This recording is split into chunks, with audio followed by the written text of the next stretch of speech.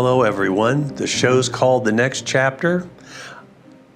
The show all about all things writing, reading, and everything that goes into creating the books that we all enjoy.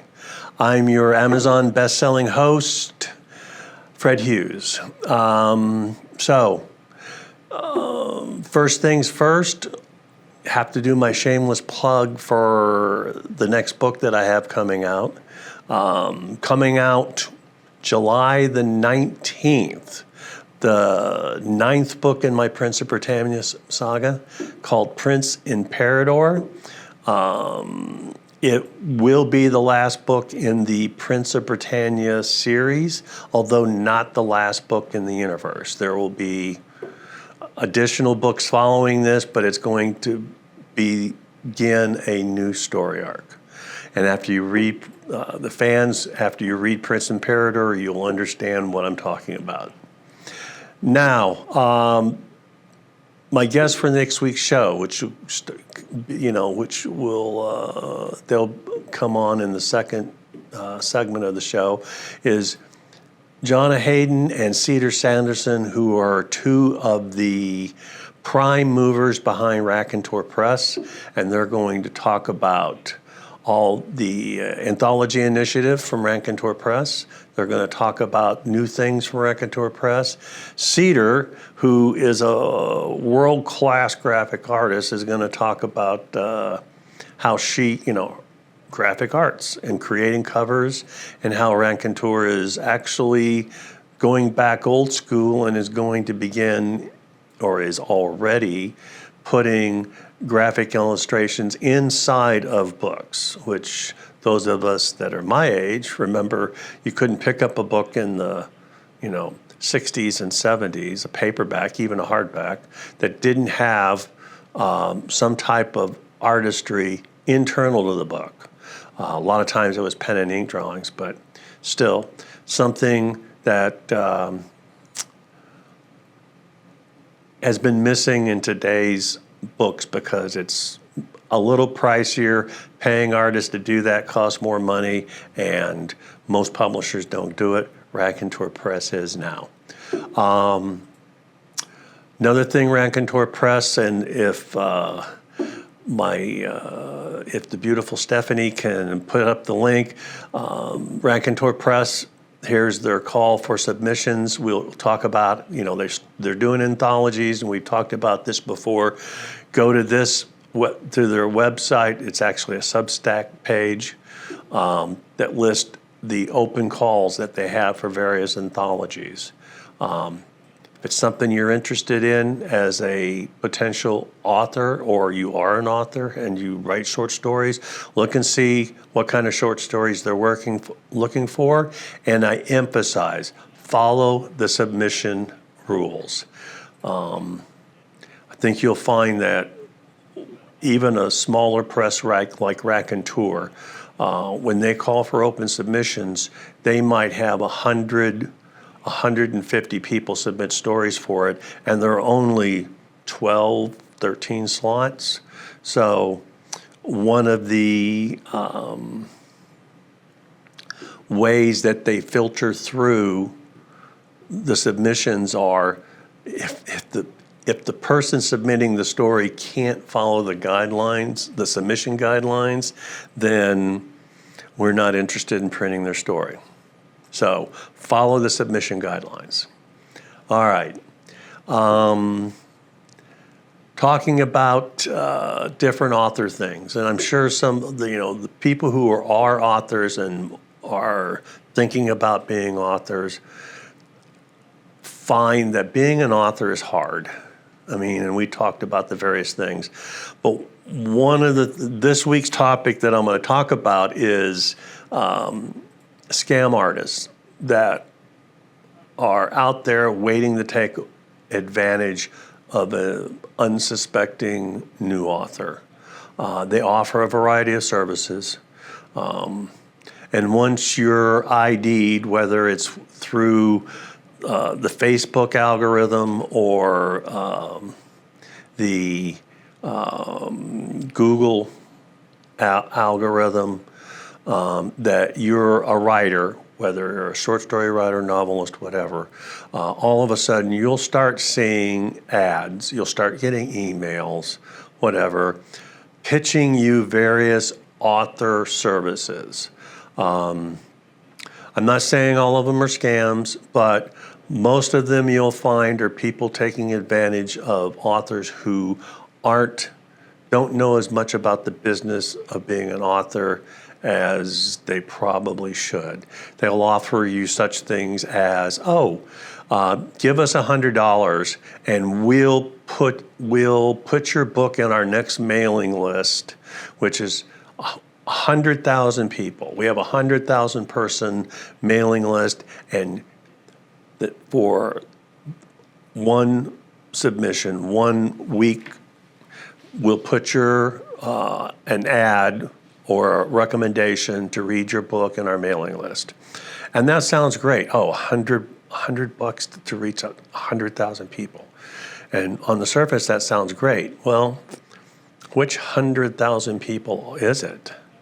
If you're, like, let's say you're myself, who writes military science fiction, and the 100,000 people who subscribe to this new newsletter are housewives, and I'm not saying housewives don't read military science fiction, but a lot of them don't. But I just spent $100 to blanket 100,000 housewives with my book, and maybe 5 of them will buy the book. Not a very wise use of resources. So unless you know what their market audience is, then doing something like that is silly. The other thing are a variety of different companies that will help you publish a book. Pay us $500 and we'll take care of publishing your book.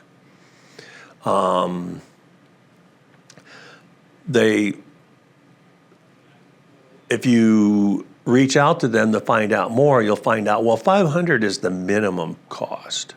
$500 will take your story, do a proofread on it, and we've talked about different styles of editing, and we've had major, Maya Cleve, who's a major editor, talk about. Proofreading is the same thing, if you're using Word, proofreading is making sure all the commas and are in the right spot and the words are spelled correctly, which if you're using Word's already done that for you. So they're doing that, they're coming up with a cover, and they're putting it up on Amazon for you, and that's all they're doing, and they're charging you $500 for it. Well, first off, if all they're doing is spell checking and making sure commas are in the right spot, Word's already done that for you. So there's no value added there. I can tell you right now, because I did it when I was an independent, you can get basic stock covers done for $50. And it doesn't cost anything to submit a book to Amazon. So you just paid them $500 to submit a book, which is edited as well as you could edit it yourself, and for a cover that you could have done for $50 to $100. But you paid them $500 for it. Then you come to find out that, for $1,500 you get these services. For $2,500 you get these services. And they escalate up. But if you start spend a little time and do a little research, you'll find that you could go out and get your own editor, professional editor, to edit your book for normal size book, anywhere from $1,000 to $150. You can, like I said, you can have a cover made for as little as $50 to $100. So these sites that are offering to help you are, I don't want to use the word scam, and I'm not going to call them out by name because I don't want to get sued, and neither does BizTV. But they're taking advantage of unknowing people. It's hard enough to make money as an author as it is. Same goes for the people who have, we have this great marketing strategy to make your book a bestseller. And when you pay the $50 or $100 to join the program, you find out it's, we have you pitch other authors' books on your Facebook site, and then they'll pitch your books on their Facebook site. So it's basically doing shout outs. It's kind of sort of guerrilla marketing, but again, you're spending $100 to get other people, and the people who are shouting out your book might not have more than 50 followers. So once again, a way for you to spend money foolishly. That's it for today's rant. After the break, we'll have Jonna HAYDEN and Cedar SANDERSON from Raconteur Press. I'm Fred Hughes, and this is the next chapter.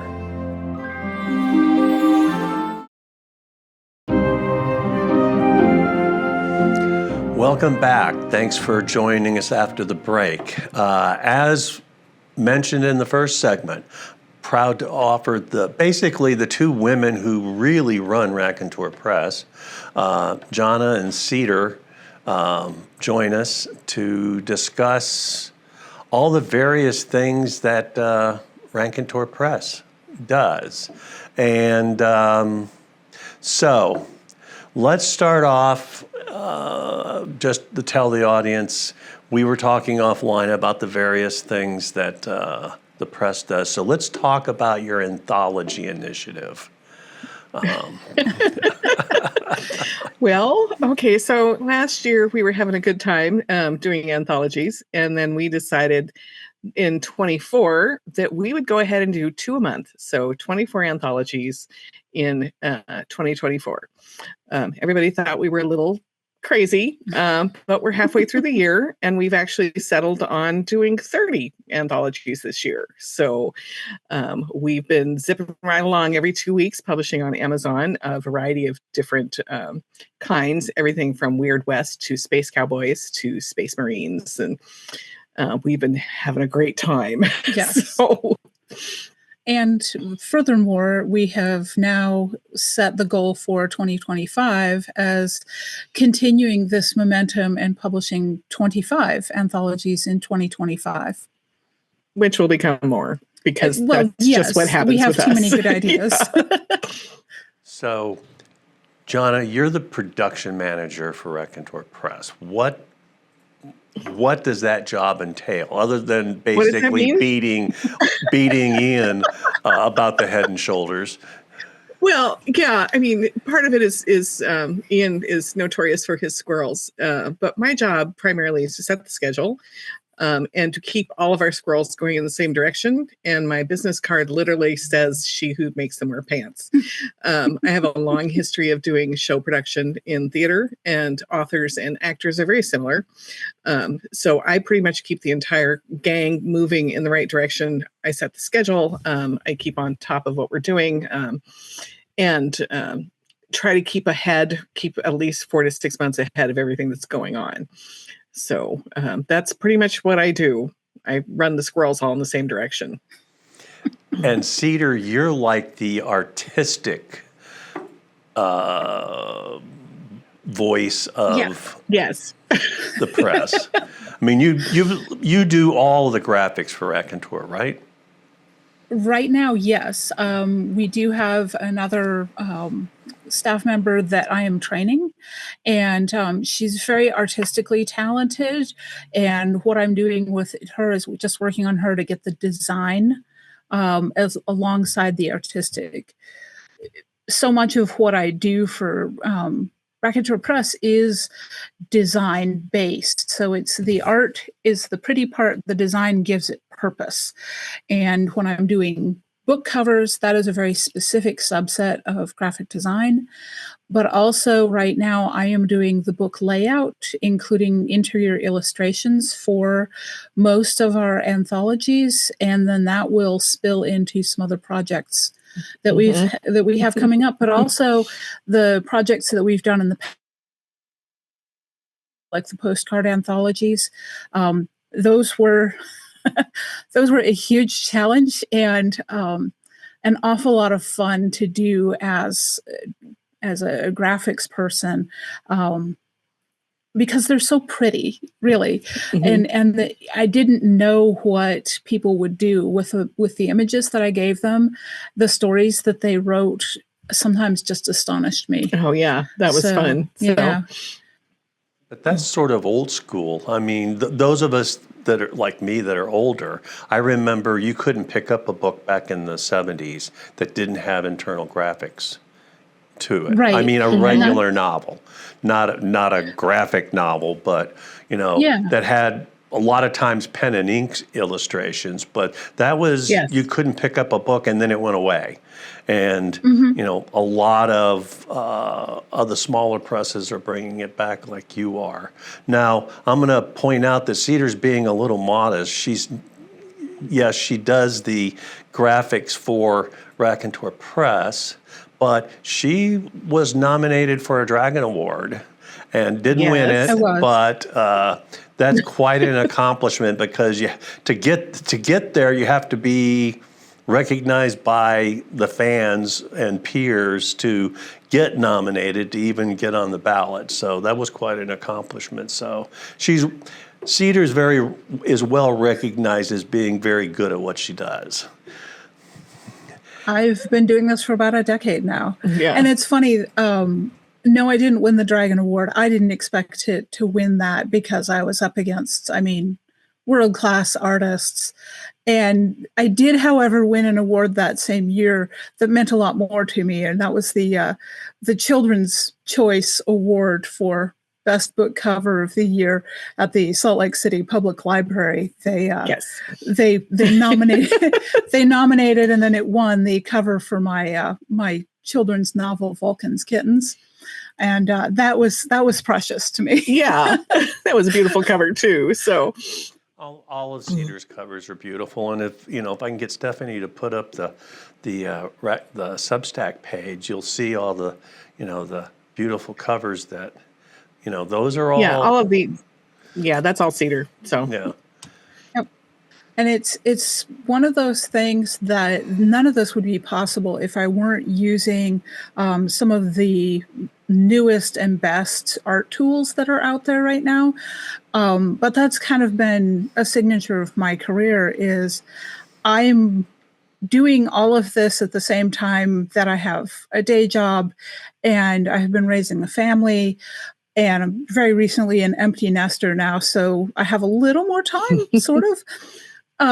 But I've always been an early adopter of the different tools for making art.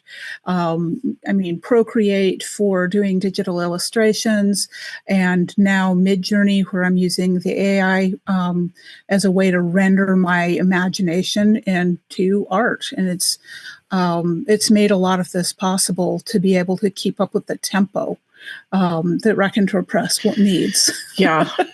And we do go at a screaming tempo for a small publishing company. So Well, when you're doing two books a month plus all the internal, and that's just the Yes. anthologies, not to mention any of the other side gigs that Cedar has or her own books that she's Yes. having to make covers for. So and. It's an interesting subject that we are not going to get into today as far as, although at some point, Cedar, I want to have you back on the show about talking about AIs and AI art and things like sure. that. Because if you remember at Pecan last year, I sat between you and Mona Lisa Foster discussing the subject. And I thought I might have to wear body armor when I saw that. It's one of those things of I understand the fear. I really do. Because as a designer, that was my first reaction to it, was an existential crisis of, oh my gosh, I was making money doing covers and now I won't be able to anymore.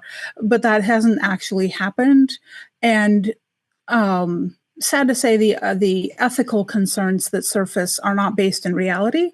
So with that, it is one of those things that we're good with it. Well, we'll pick that up after the break. I'm Fred Hughes, and this is The Next Chapter.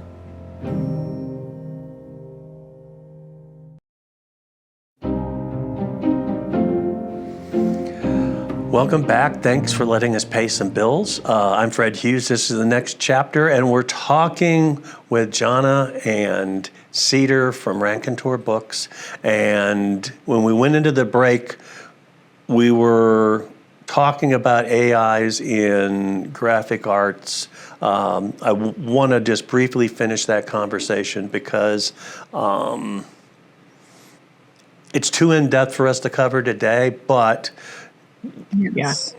and it's almost, it really comes down to you use tools. I mean, I've heard Cedar explain it very well, and go ahead now about, the different AI image generators is just another tool that, a graphic artist can use. And for me, it's time management. Time, the saying of time is money is very much a truism, but we only have so much time in our lives. So if I can claw back some time to do other things that are meaningful to me rather than trying to spend hours either creating the art from scratch or for book covers, probably tracking down different stock art and trying to create from that. And the other thing that Midjourney has given me is for my own book covers, the main characters in my Pixie Noir trilogy, one of them is part Athabascan Indian, and trying to find a model that was at all accurate to what she should have looked like was almost impossible. And now I have the ability to beautifully portray this woman that's living in my head in such a way that I can feel like but not broken there. That cover you just scrolled up to, that's what I was nominated for the Dragon Award for. And it is very much an emotional cover. And that's the other thing I can do with this is I can take my emotion and pour it into crafting just the right image. I don't have to settle for something. So, and I can have fun. Yeah. And that's a lot of what I do is I have a lot of fun with this, but it is a time-saving tool. It's a very powerful tool that allows me to do things that I could not have done prior to this. Well, I'm going to use, because it's a big part of one of the new initiatives that Raconteur Press is going to embark on, and that's children's books, which obviously graphics are going to be a big part of that. Yes. So why don't you tell everyone tell the viewers about where you're going with this? Well, yeah. So we announced we've been getting inklings of it. We've been talking about it here at the shop and discussing what do we want to add. And because we figured out anthologies, we've got that system down. But where was there something that was missing that was available that people wanted? And we started having the discussions about the stuff that we read when we were kids. And Cedar, you were talking about it too, with the Tom Swift, the boy's life, the adventure stories that we read, and things that got us into science fiction.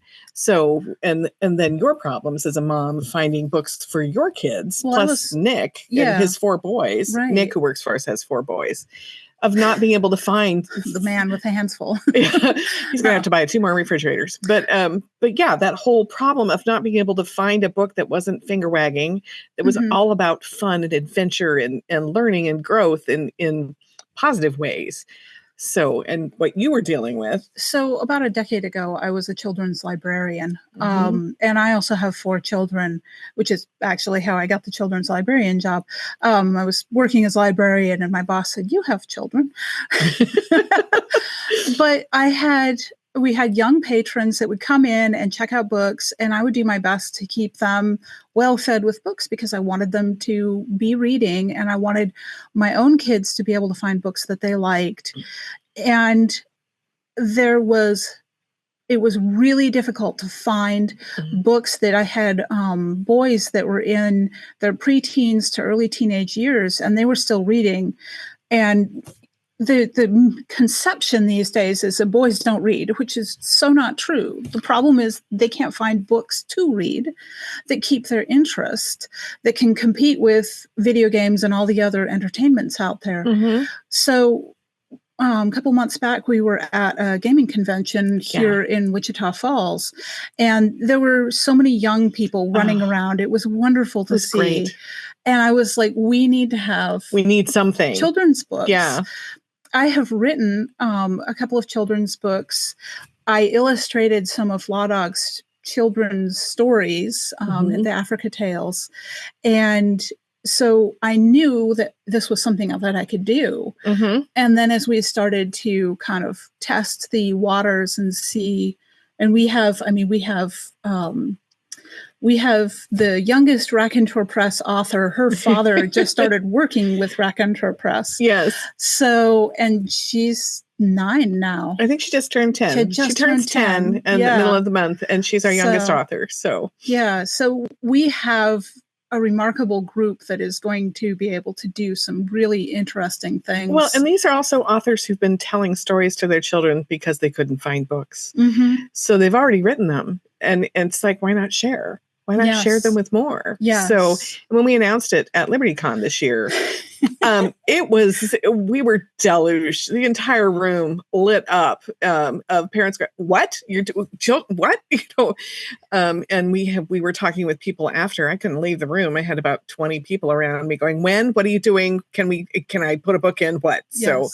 So there's a lot of excitement about this. A lot of energy. Yeah. And we are going to have a wonderful time with I this. can hardly wait. So I can hardly wait. Everything from wanting to do ABC books up to not really young adults, but yeah. So we're not going to be marketing them as YA because that's a whole literary thing these days. Mm-hmm. But we will have books that will have teenage protagonists, but will also appeal to younger readers. Yes. So it's easy enough to say middle grade or juvenile books is what the plan is. Mm-hmm.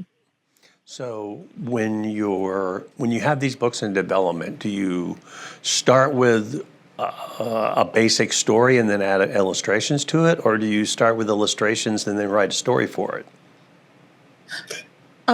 Most of these will come to me as a fully written story, and then I will illustrate them. Mm-hmm.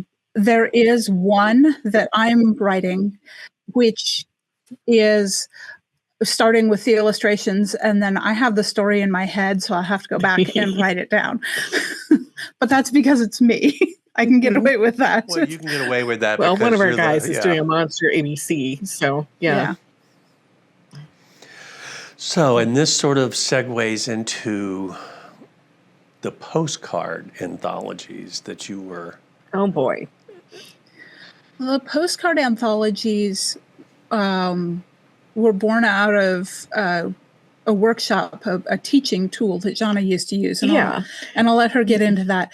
And what they became last year, and we're not doing them anymore because they were a phenomenon. I mean, what I was doing was I was creating illustrations, and then when people asked for a postcard, I would send them a digital illustration, and they had to write a 50-word story. No more than 50 words, no less than 50 words, and a full story with a beginning, a middle, and the end. And then they could submit that to us, and we could only select 20 for inclusion in a book, because any more than 20 authors and the royalty payouts were ridiculously small. And we wanted always, Raconteur Press is all about have fun, get paid. Get paid.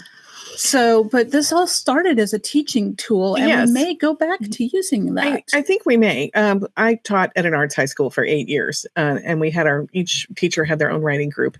And one of the exercises we did at the school is we did 50-word postcard, which was a way to help young writers clarify their thinking about what the essential elements of storytelling were. So, and this also springs from my love of Frederick Brown, who's one of the best short science fiction authors on the planet. I think you can take the word short out of there, but well, I mean, but his stories were tight and clean and beautiful. But so this exercise actually was designed to help people distill ideas. and hit all the points, beginning, middle, end, create a problem, solve the problem. And so we thought, oh, we'll just start doing this at conventions. So we did our first one at SteamCon, and it was popular. And, we had a lot of entries. It was at SteamCon. Where was our first one? I don't remember. It was a steampunk expo in Louisiana. They blurred. And yes. I was sitting there at dinner and creating images. Right, because we had so many people wanted in. And so we did it at 7 conventions total.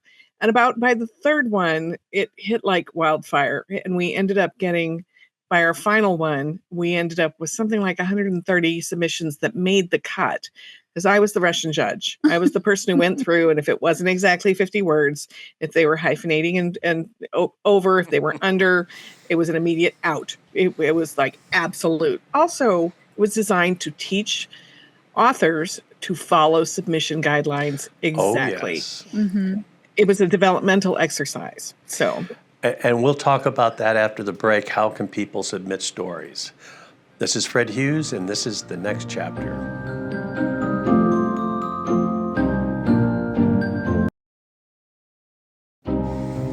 And we're back, and final segment, talking with Jonna Hayden and Cedar Sanderson from Raconteur Press. And so we've talked about the children's books and the postcard books and the anthologies. What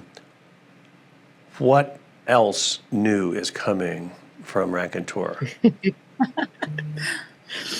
Oh boy! Or if you're prepared to talk about it, that is. I know there are secrets in the industry. Well, we are actually, we promised this last year that once we got anthologies figured out that we would move into novels. And so we are beginning the baby steps into doing that. But we want to look at it a completely different way than most places. So, but we're not going to tell you what that is yet. So we're still working out the details, the processes, and it is going to be 2025 is going to be really exciting because we're going to be launching the children's books, but also the novels, and our staff is gearing up for that. And I mean, we've started the planning process last month, knowing that it would take us at least 6 months to be ready for this. Keeping on a schedule, what Jonna does, you will find is not common for a lot of publishing. And we want to maintain that where we're very consistent and predictable to our authors so they know what to expect from us. Well, part of it is there's a long history of people being authors and not really knowing when things were going to come out. And one of the tenets of this company from the very beginning is you will know your open date, your close date for your calls. You will know when you're getting your contract, and you will know when your book's getting published. So with novels, that's a completely different approach. So we have to work through all of the back end of that to figure out how much staff commitment it is to do everything we need to do the best job possible for launching an author's novel and figure out the schedule and the marketing and the contracting and all of that. So we're in the process of doing that right now because we want to do the same thing with those. We want to have solid, hard dates that they know exactly what's happening all the time.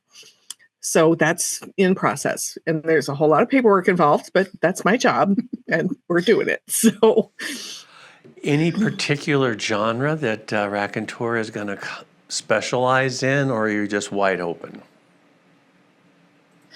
It will be, we tend to lean really hard into the pulp fiction. So you're probably going to see science fiction, fantasy, or some combination of both. We're open to detective type novels, mystery, which is a classic pulp standby. Yeah. About the only things that you cannot expect from us is don't look for horror or romance. Or grimdark. We're not into negative stories about humanity. Well, and that's the other thing too. Yeah, we're just not, that's not us. Our ethos is very hopeful, and grimdark's not entertaining. So, well, classic science fiction of humans facing adversity and overcoming through their ingenuity and ability. The kind of stories that we loved, also off the themes of our kids' books too. Yeah. So, yeah. So, how, obviously, people should go to your Substack page on there, because I looked it up. What you have for open calls, and yes, I submitted a story. Excellent. It's somewhere in the slush file. Well, yeah, I knew that already. I wasn't going to say anything, but I'm the one who sticks it in the files. So, But so let's talk about submitting a story for an open call that Raconteur has. So Raconteur only does open calls. Mhm. We will occasionally say, hey, send us a story, but we don't do invitations in the way a lot of other places do them, where we will seek out an author and promise them a slot in the anthology. No. We only do open calls. So anyone that submits a story to us, it all goes in the same folder. It all gets read by the editor. We do 2 levels of editors. So we have the editors that make the story selections and set up the volumes. I'm one of those. And we have our copy editing team that actually goes through and makes sure that the story is tight and clean and ready for publication. We do not do a lot of structural editing. No. We want the author's voice to shine. We don't want to go in and polish off their distinctive style. So when people submit to us, there is a tab on the Substack that'll give you, and that's where you are right now, is all the calls for submissions, and it's submissions@raconteurpress.com. And do you want to pay attention? No, if it's not. It's submissions. It's the address is different at the moment. Oh. It's right. It's there on the Substack page.